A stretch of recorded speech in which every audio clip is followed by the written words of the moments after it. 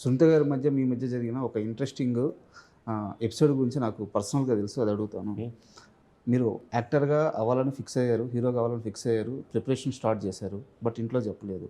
మిమ్మల్ని సునీత గారు అబ్జర్వ్ చేస్తున్నారు. సో మీరు మేకోవర్ అవుతున్నారన్న విషయం ఆమె గమనిస్తుంది. బట్ ఆమె మిమ్మల్ని అడగలేదు.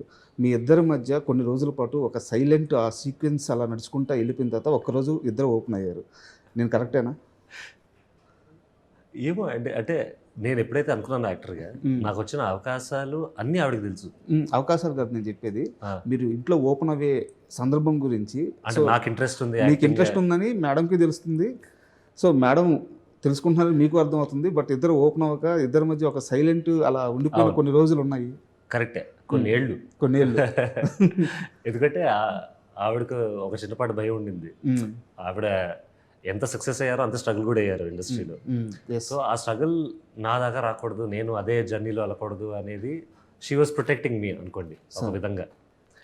సో ఆ ప్రొటెక్టింగ్ టైంలో ఆవిడకి ఏమనిపిస్తుందంటే, వీడు మళ్ళీ ఇదే ఇండస్ట్రీ చూస్ చేసుకుంటాడా ఈ ఇండస్ట్రీలో, ఎందుకంటే very uncertain, very difficult. So నాకు ఆ విషయం తెలుసు, ఆవిడ ఈ థాట్ ప్రాసెస్లో ఉన్నారని, ఆవిడ ఏ విషయం మీద భయపడుతున్నారు ఏంటి అని. సో నేను ఓపెన్ అప్ అవ్వడానికి అంత కాన్ఫిడెంట్గా నేను ఓపెన్ అప్ అవ్వలేకపోయాను నేను, ఎందుకంటే ఆవిడ నో అంటే నేను ఎక్కడ బాధపడతానని. సో మీరు చెప్పినట్టుగానే ఇద్దరి గురించి ఇద్దరికి తెలుసు, కానీ ఇద్దరు థాట్స్ ఉన్నాయి. ఆ సైలెన్స్ మాత్రం అలా చాలా రోజులు సైలెన్స్ మాత్రం ఉంది.